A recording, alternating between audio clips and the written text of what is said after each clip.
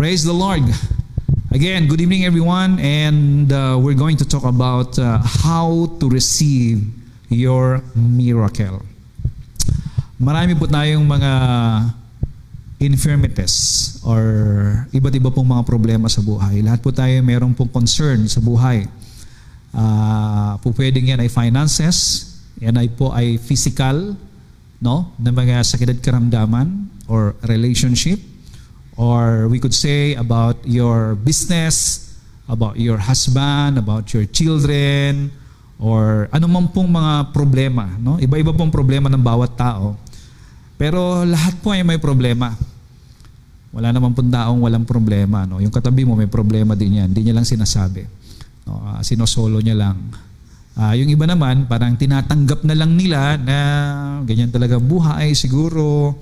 Matatakasan ko na lang lahat ng ito kapag ako ay lumisan na sa mundong ito. I want you to know that whatever the problem that you are in right now, God wants you well. God wants you to get out from your difficult situation. At tingnan natin yung pong nangyari po dito sa isang bulag. Alam po ninyo, kapag bulag ka, wala kang makita eh. If you are blind, then you cannot see the very bright future. You cannot have a very bright future. No? Darkness ang nakikita mo. At ito pong bulag dun sa Jericho, in Mark chapter 10, verse 46, basahin po natin. Now, Jesus and His disciples came to Jericho. As He went out of Jericho with His disciples and a great multitude, blind Bartimaeus. Ano po pangalan po ng bulag? Bartimaeus. The son of Timaeus sat by the road begging. So usually, dahil wala pong trabaho talagang bulag, hindi po siya makapagtrabaho, ang talagang kadalasan na magiging trabaho ay beggar o nagpapalimos. No? Humihingi o umaasa sa pwedeng ibigay na awa ng tao sa kanya. Okay? So, hindi natin alam kung gaano katanda na itong si Bartimaeus. But when he heard, ito take note, when he heard that it was Jesus of Nazareth, kasi nagkakagulo eh, hindi siya bingi bulag lang siya. Ibig sabihin nakakarinig po siya, maaaring naririnig po niya yung kagulumihanan, yung pong mga sinasabi ng mga tao. At narinig niya na si Jesus of Nazareth ay dumaraan. And he began to cry out and say, Jesus, Son of David, have mercy on me. Okay. Bakit po siya tumawag sa pangalan ng Panginoon? Pwedeng naririnig niya ang tungkol sa Panginoong Hesus. At naririnig niya na maraming himala ang nangyayari sa mga taong naka-encounter sa Panginoon. Kaya nung narinig niya na dadaan ng Panginoon Jesucristo para sa kanya, pagkakataon na ito para siya ay lumaya sa kanyang kalagayan. No? Kaya hindi po niya ito pinalagpas. Siya po'y sumigaw, Jesus, Son of David, have mercy on me. Then many warned him to be quiet. Okay, take note. Many warned him to be quiet. But he cried out all the more. Pinipigilan siya, pero lalo pa siyang naglakas ng boses. At ang sabi niya, Son of David, have mercy on me. Grabe itong bulag na to, no? Pinipigilan siya, pero lalo niyang nilakasan yung kanyang boses. Now, in verse 49, so Jesus stood still and commanded him to be called. Then they called him the blind man, saying to him, Be of good cheer, rise. He is calling you. Tingnan nyo dahil po sa kanyang kasisigaw, hindi po siya nagpapigil, nakuha po niya ang atensyon ng ating Panginoon. At sabi, dalhin nyo sa akin.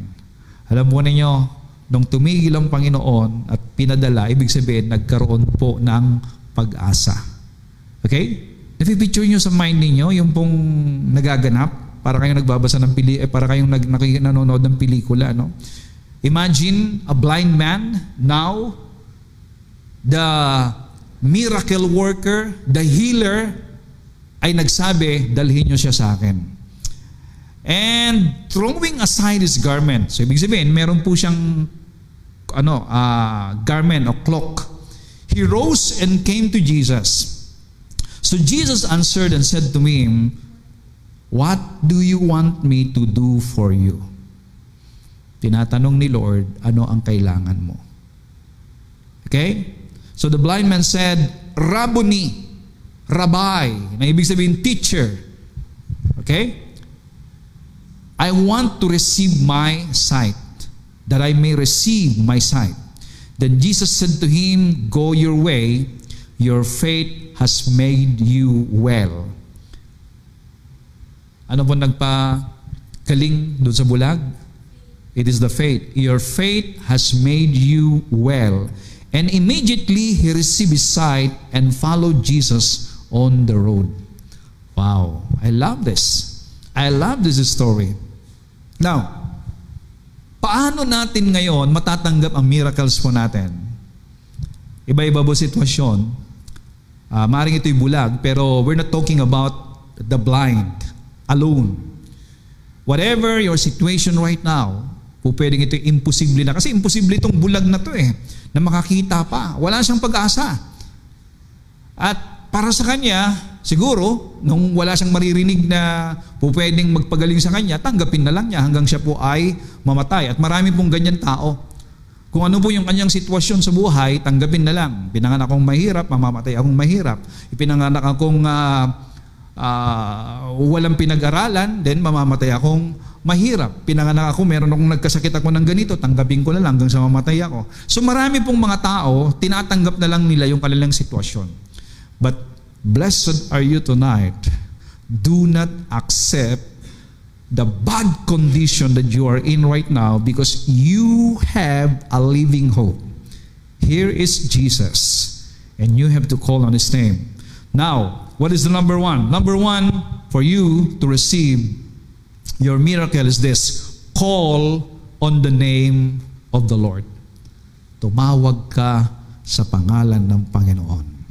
In verse 47 in Mark chapter 10, when he heard that it was Jesus of Nazareth, he began to cry out and say, "Jesus, Son of David, have mercy on me." He calls. And when he calls on the name of the Lord, naniniwala siya na yung tinatawag niyang pangalan ay maibibigay ang kagalingan, maibibigay ang kanyang paningin na matagal na niyang inaasam. Well, sa dami po ng mga taon na naglumipas na, yung mga tao, hindi nila naaasahan na siya po'y makakakita pa. And even this Bartimaeus, but when he heard the name of Jesus, nagkaroon po siya ng pag-asa. Now, tinatanong ko sa inyo ngayong gabi, do you have hope in your situation right now? Meron ka bang pag-asa? Kung wala kang pag-asa, ngayong gabi, when you hear the name of Jesus, call on His name. He is a miracle-working God. Hallelujah. And nothing is too hard, nothing is difficult for Him to do. Actually, the name Jesus is Savior. The name Jesus is miracle worker. No? At ang sabi po ng Romans chapter 10, verse 13, whoever calls on the name of the Lord shall be saved. Ang sino mang tumawag sa pangalan ng Panginoon ay maliligtas. Actually, yung saved dyan is sozo. Sozo. Or, it talks about not only eternal life, but deliverance. Whoever calls on the name of the Lord shall be delivered. And another meaning of sozo is healed, prospered, delivered, and have wholeness. Okay? And even eternal life, shalom life, nothing missing, nothing lacking life. So that is the meaning of saved. So whoever who calls on the name of the Lord shall be saved, shall be delivered, shall be set free from any oppression, shall be healed, shall be prosperous, shall have the wholeness of life, shall have the shalom life, the nothing missing, nothing lacking, nothing broken life. Whoever calls on the name of the Lord shall receive their miracles. Do you believe that? And when you believe that, glory to God, hallelujah. If you know how to call on the name of the Lord, then you shall receive your miracle. And I declare every one of you tonight, as you call on the name of the Lord, and when you receive Him in your heart, the healer is in you now. And not only the healer is in you, the healing is in you right now. Glory, hallelujah. Woo. Thank you, Sister Jasmine Molina, for the sending stars. Glory to the name of Jesus Christ. Whoever calls on the name of the Lord shall be saved. Then, alam niyo kapag tayo po'y tumatawag sa pangalan ng Panginoon, there are lots of voices trying to hinder you, trying to stop you, trying to discourage you. No? Sometimes your feelings will discourage you. Kahit anong tawag mo sa pangalan ng Panginoon, wala. Yung pakiramdam mo, sabi niya, hindi ka nagagaling. Wala, hindi ka na makakakita. Wala, ganyan ka na lang, mahirap ka na lang. Kahit anong gawin mong pagkukumayod, kahit anong gawin mong pagtawag, walang mangyayari sa'yo. And even some are stopping you to speak and call on the name of Jesus. Itigil mo na yan. Katulad nung ginawa po ng mga tao, no? Ano sabi nila? Many warned him to be quiet. Hindi lang isa nagsasabi, uy, di ba? Yung si Bartimeo tumawag sa pangalan ng Panginoon, Jesus, Son of David, have mercy on me. Ano sabi ng mga tao? Tumigil ka. Stop. Huwag mong isturbuhin ng Panginoon. So, sabi rito, many. Ibig sabihin, hindi lang iisa. So many people are trying to stop you when you call on the name of the Lord. And sometimes even your own voice will stop you, will discourage you. Even the voice of your wife, your husband, your kids, or people around you, they're stopping you.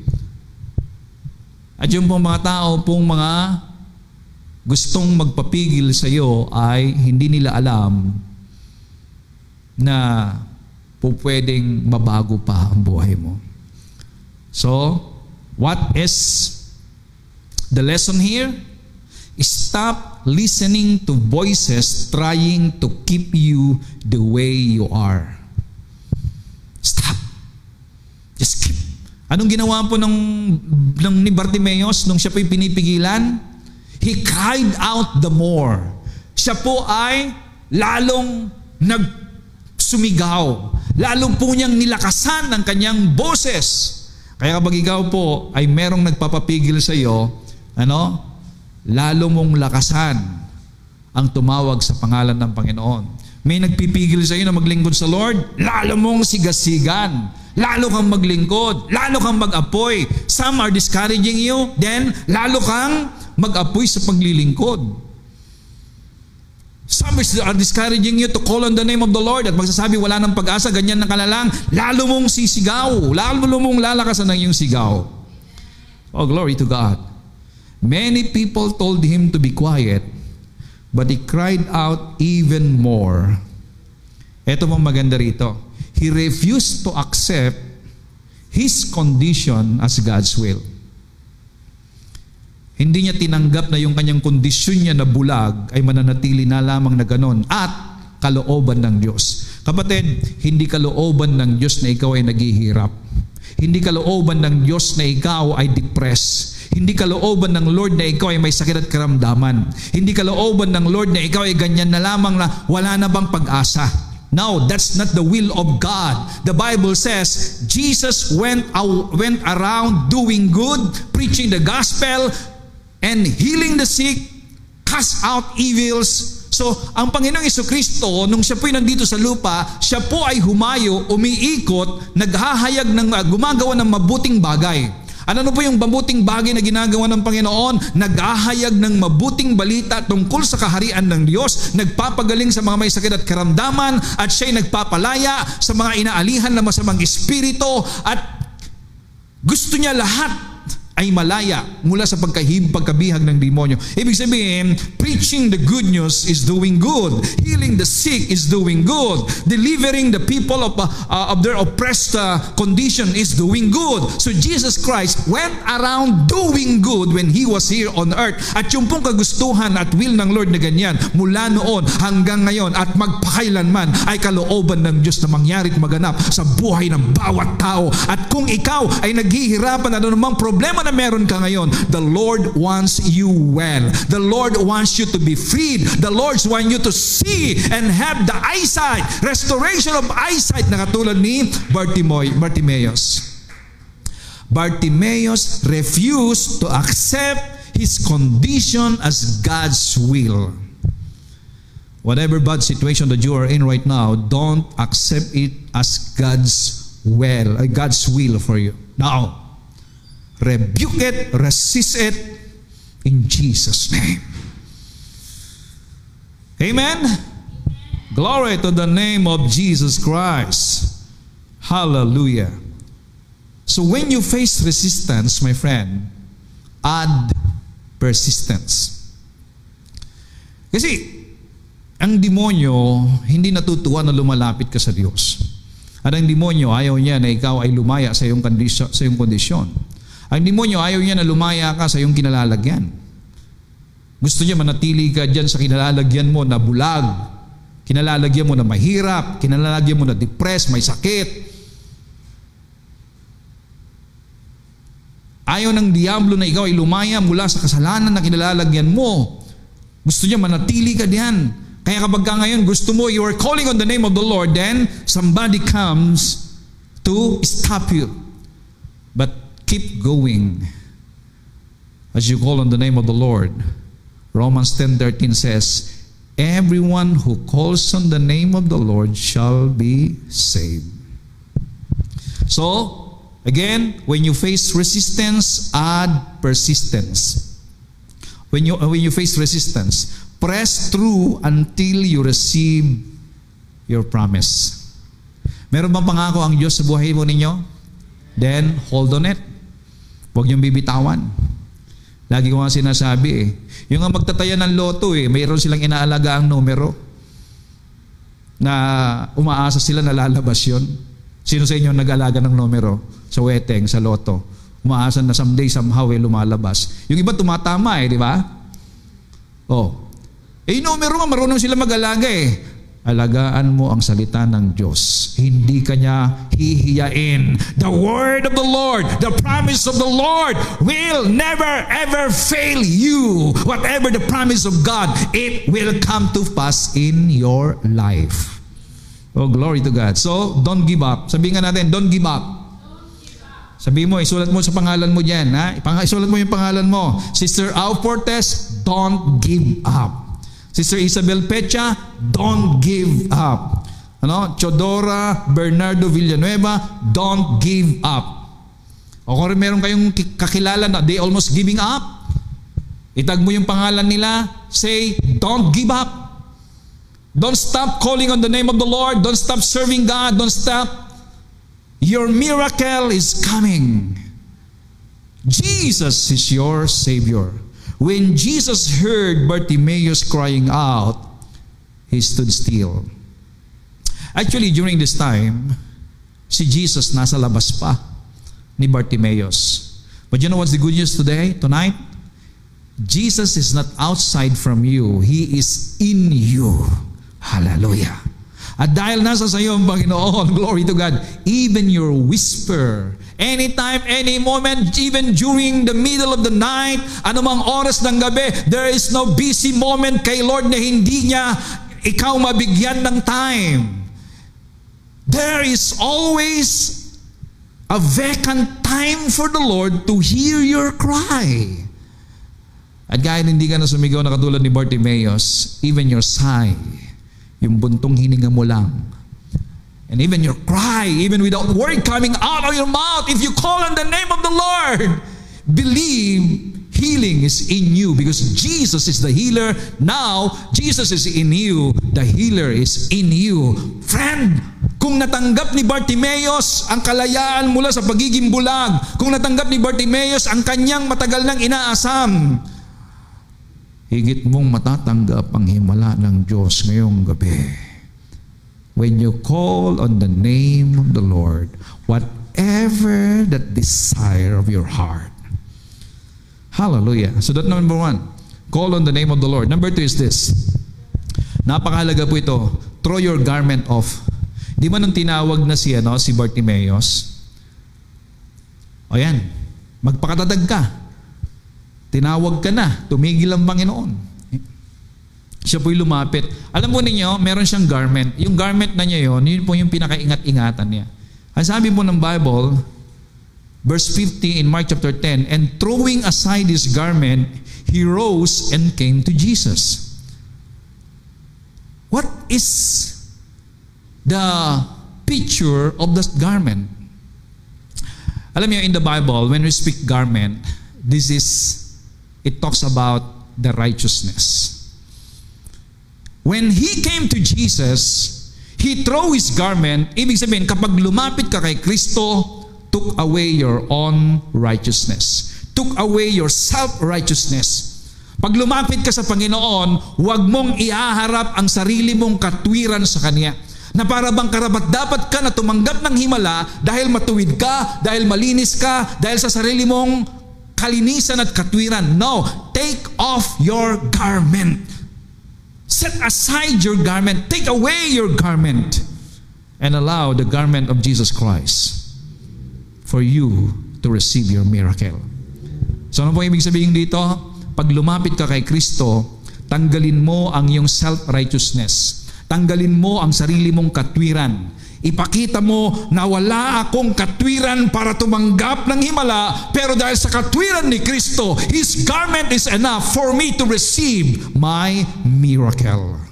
Oh, glory to the name of Jesus Christ. Sister Au Fortes, receive your miracle. Sister Agnes de los Reyes, receive your miracle.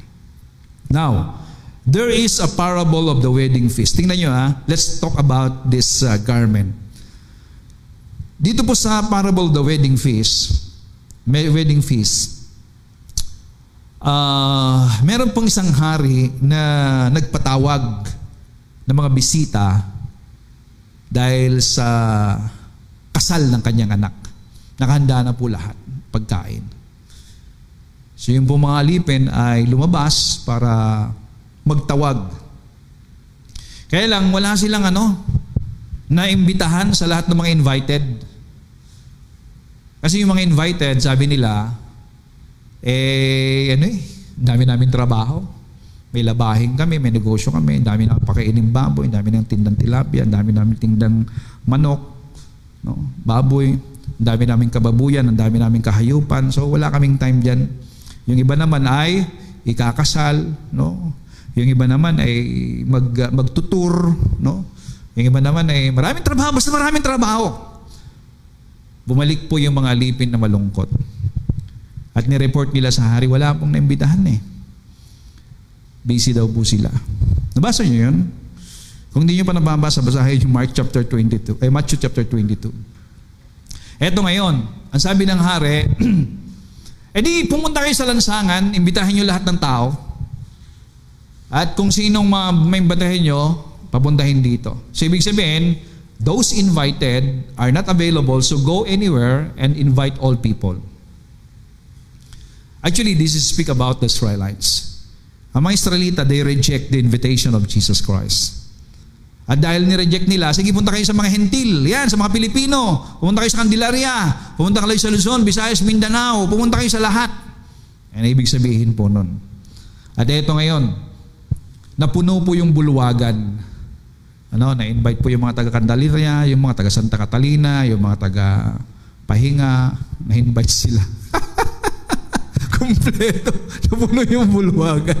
Yung iba naman po taga Bacolod, no? Yung iba taga Isabela, taga Cagayan, yung iba taga Davao, ano? Yung iba naman nasa Japan, nasa Hong Kong, nasa Macau. Na-invite sila lahat. At tayo ngayon ito nagsama-sama. Ito ngayon, lumabas po yung hari. At tiningnan niya ang lahat ng mga naimbitahan. No? Ano bang tiningnan po ng naimbitahan? Yung bang mukha nila? Bang tiningnan ng hari? Hindi. Hindi ka titignan sa mukha. Hindi niya rin titignan kung anong figura mo, anong kulay mo, anong amoy mo, anong size ng bewang mo. That's not a deal to the king. Alam niyo yung tiningnan niya? Yung kanilang damit. The dress. And what is the picture of dress once again? Righteousness. So, ang titingnan ng Diyos when you come into His kingdom is righteousness. Eto ngayon, may nakapasok na hindi nakadamit, damit pang kasal. Siyempre, hindi na siya nakapagpalit. Tama? Pumasok siya sa bulwagan. Ang tanong ng hari ganito, bakit hindi ka nakadamit-damit pang kasal? Meaning, pumasok yung tao doon sa bulwagan in his own righteousness. In his own clothes. Siguro sabi niya, bagong bili naman to, maganda naman ito, mamahalin nga ito, kahit gaano kaganda ang iyong damit. Kapag hindi yan yung damit na binigay ng Diyos, you are not qualified. Kasi doon po sa tradisyon ng mga Hudyo, pag ikaw po ay papasok sa bulwagan, sa kasalan, kahit gaano kaganda ang damit mo, you have to take it off. Tanggalin mo yan. At isuot mo yung nakahanda na damit para sa lahat ng mga bisita. Para lahat ng mga bisita, iisa ang damit nila.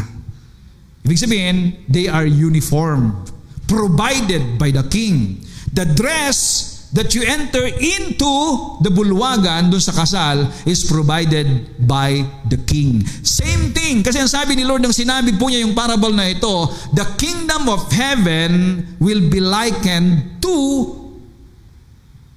at yung parable na yan. So ibig sabihin, kapatid, dress is very important. Righteousness is very important for you to enter heaven. Don't go to the kingdom of God using your own righteousness. And glory to God, now our righteousness is Jesus Christ. Sabihin nga natin, Jesus Christ is my righteousness. Ayan. So ito, sabi rito, no? When the king came in to see the guests, he saw a man there who did not have a wedding garment. So he said to him, friend, how did you come in here without a wedding garment? And he was speechless. Then the king said to the servants, bind him hand and foot, take him away, and cast him into outer darkness. There will be weeping and gnashing of teeth. Tingnan nyo? Nung hindi ko pa po naiintindihan ng biyaya, hindi ko maintindihan to kawawa naman ito, naimbitahan lang pagkatapos naigapos, pagkatapos naitapon pa doon sa lugar ng kaparusahan. Kaya naman mag-imbita ito, naparusahan pa ako. No? Kapag hindi mo talaga maintindihan ng Bible, pero ito pa ibig sabihin yan. Don't enter into the wedding feast. Don't enter into the kingdom of God. Don't enter into heaven using your own garments, using your own righteousness. Because there is a righteousness that is provided by the Lord, and that is the righteousness of Jesus Christ. Hallelujah. So miracles takes place when you touch Jesus' garments. Now, ano po ngayon ang kaugnayan, yung garments na yan, or righteousness na yan, dun sa miracle natin? Na sinasabi how to receive your miracle. Okay, tingnan po natin ito, no? Yung pong babaeng inaagasan po ng dugo. Ano po nangyari po doon sa babae na inaagasan ng dugo? In Matthew chapter 9 verse 20, suddenly, a woman who had a flow of blood for 12 years. Ilang taon po siyang nireregla? 12 years. Yung mga babae, kapag 3 araw nga lang na nire-regla, 5 araw, medyo naiirita ka na di ba? Could you imagine, this is 12 years, araw-araw, naubos na lahat ng mga napkin sa tindahan, sa drugstore, sa kabibili niya. Siya na lahat ng nakabili noon, pambayad pa lang noon. Ang hirap po na sakit nito. At gusto niyang malaya. Ako'y naniniwala marami ng albularyo, espiritista, manggagaway na pinuntahan nito. Pero walang nangyari. At ito po nangyari ngayon. Because when he saw Jesus, at ang sabi niya, kahit hindi ako may pag-pray ni Lord, kahit hindi niya ako mailay hands, kahit hindi niya ako maharap. Ano bang sabi ng babae?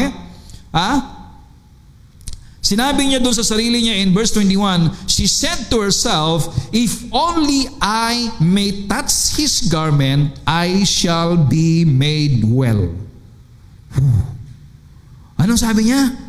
Mahawakan ko lamang ang laylayan ng kanyang damit, gagaling na ako. Yung po mga panatiko religious naman, ano yun, mahawakan lang, o kaya may ganun, maamoy-amoy lamang, gagaling na. Punas-punas lang. Kaya nauso yun, yung punas-punas. Pero alam po ninyo, there's a very deep meaning on this. When I touch the righteousness of Jesus Christ, that's the meaning. I shall be made well.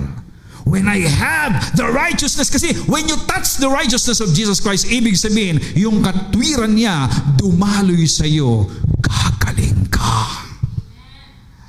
And now, hallelujah, you have the righteousness of Jesus Christ. You just not touch the righteousness of Jesus Christ, but the righteousness of Jesus Christ now enclosed unto you. So you have the power to receive your miracle tonight in the name of Jesus Christ.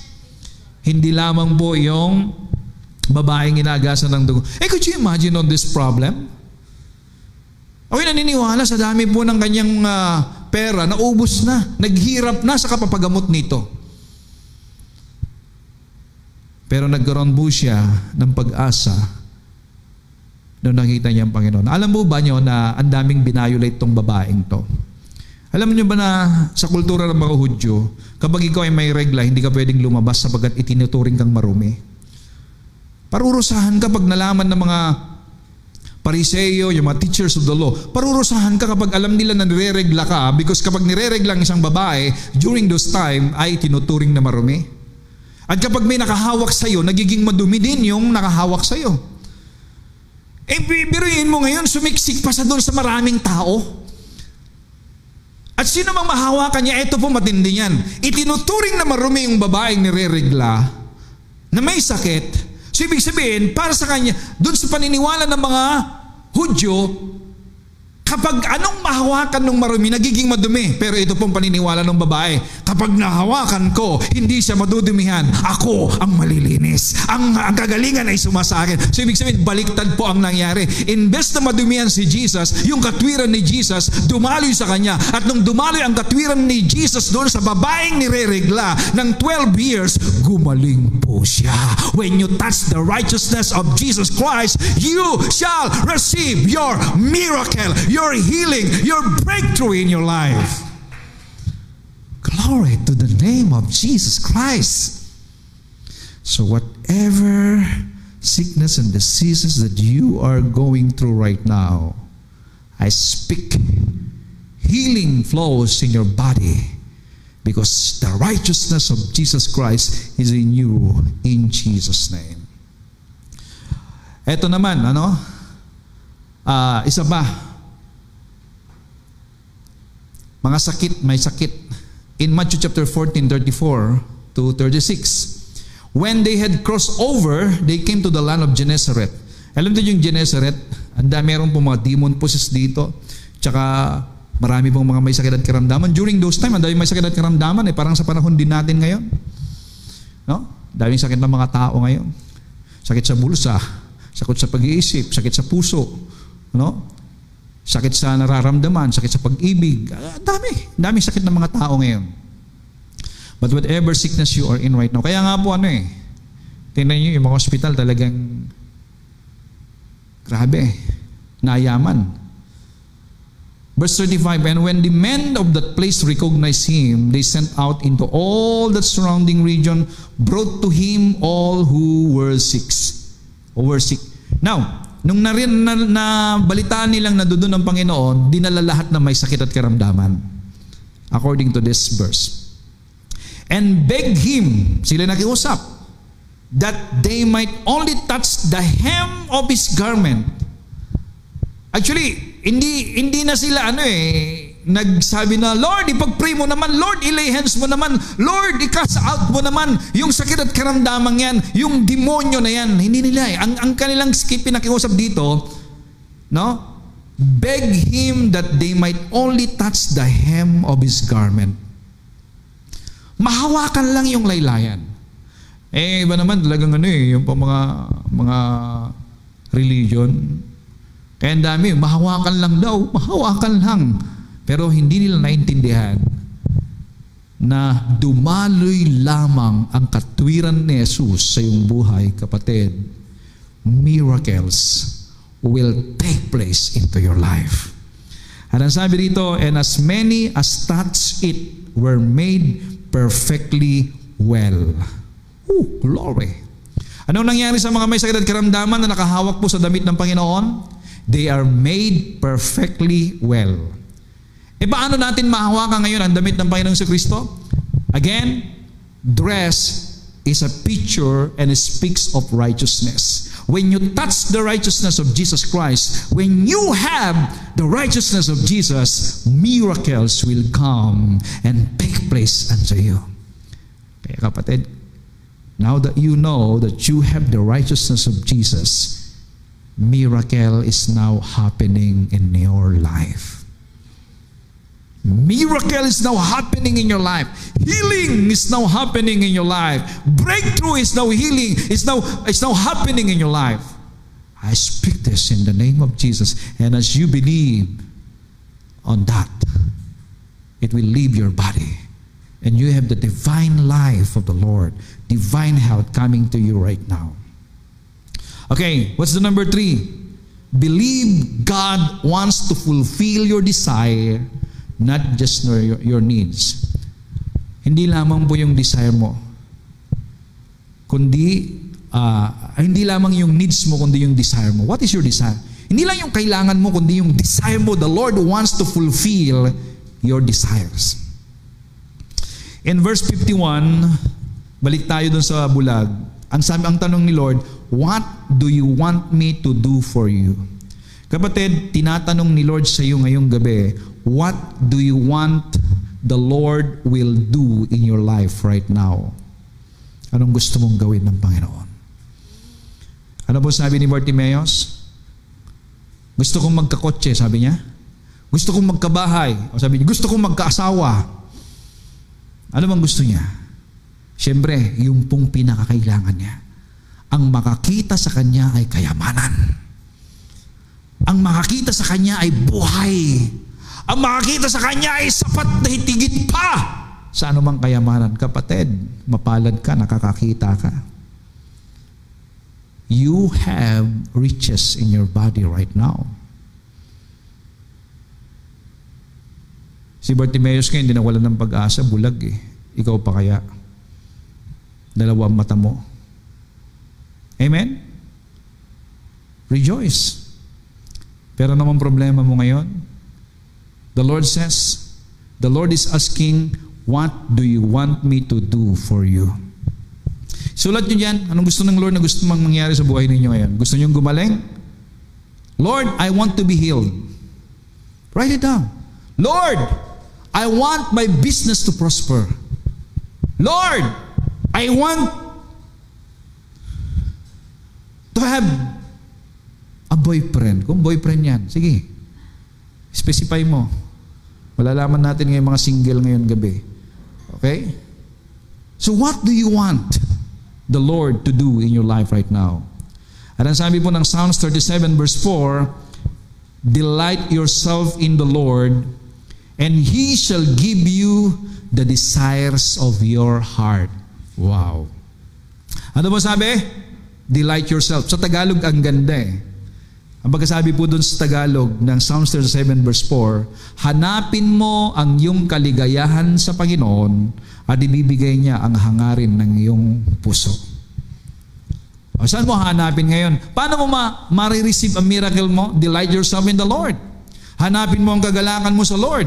Hanapin mo ang himala mo sa Panginoon. Hanapin mo ang hinahanap mo sa Panginoon. Katulad ni Bartimaeus, nakita niya ang kagalingan sa Panginoon, kaya tumawag siya sa Panginoon. Now, if you want miracles, hanapin mo ang kaligayahan sa Panginoon. Hindi yung maghanap ka ng albularyo, spiritist ng mga lalaway, manggagawa eh. Hindi yung naghahanap ka, sino kayo maglalaway sa aking dila? Sino kayo maglalaway sa aking pisngi? No. The Lord wants you well, my friend. Glory to God. And then the last one, number 4 is this. Make up your mind that you will not be denied. The Lord will not deny you. So ano po yung mga gagawin natin? Number 1, call on the name of the Lord and stop listening those negative voices. Number 2, throw your garment off.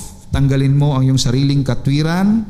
And then, number 3, believe that God wants to fulfill your desire and not just your needs. And then the last one is this. Make up your mind that you will not be denied. Hindi ka i-deny ng Panginoon. You can receive your miracle tonight. Bartimaeus would not be denied. So you will not be denied. Sister Bernadette Igma, you will not be denied. Sister Linda Matibag, you will not be denied. Hallelujah. Sister Isabel Pecha, you will not be denied. Sister Eliza Marte Rontal, you will not be denied. Sister Carla, you will not be denied. And every one of you joining tonight, you will not be denied. Whatever the desire of your heart, not just your need, the Lord is delightedly give it to you right now. Sa mga nangangailangan ng kagalingan, you are not denied. And I speak healing to you. I release the healing of the Lord to you right now. Receive it in the name of Jesus Christ. Ang mga bukol yan sa throat, ang mga bukol sa kidney, ang mga bukol sa puso, whatever problem in your heart right now, anumang mga bara sa iyong mga ugat ay matunaw ang mga bara na yan, and you have a healthy internal organs. I speak it in the name of Jesus Christ. Receive a healthy heart. Receive the tumor will be melted in the name of Jesus Christ. And whatever oppression in your body right now, I command to get out in Jesus' name. And the peace of the Lord will come to you in the name of Jesus Christ. You will not be denied.